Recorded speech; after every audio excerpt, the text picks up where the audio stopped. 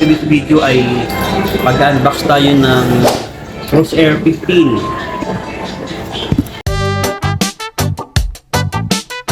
Yung laman ng box natin ay bag,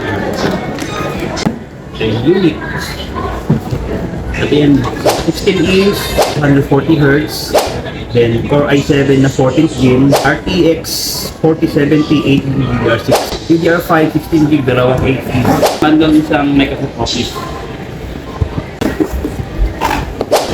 So inside the box, unit,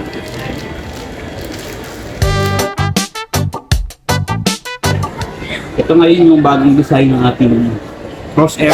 Meron na siyang naka-embroider dito na. Before kasi kulay yellow.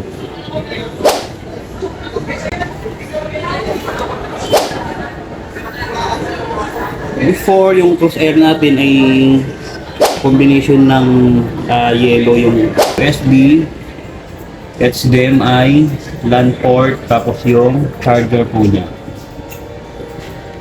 Then ito yung cooling, marami siyang ventilation, kaya mas okay yung cooling system nito compared before.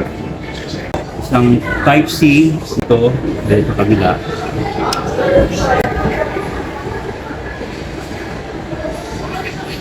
Video card dito, naka 47 na, naka full power, Iris audio, yan. Available po ito sa store.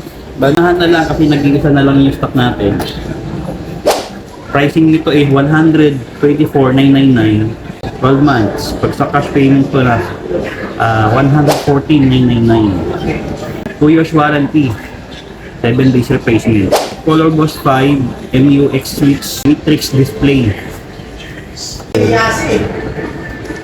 So kung may mga inquiry po kayo guys, pwede kayo mag-message sa page, sa MSI Mall of Asia Facebook page. Yung keyboard nito, 3-zone na RGB na yung source nito, kabilaan, 16 inch to 40 Hz.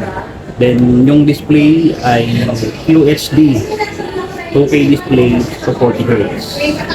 Ito nasa around 2.5 kg.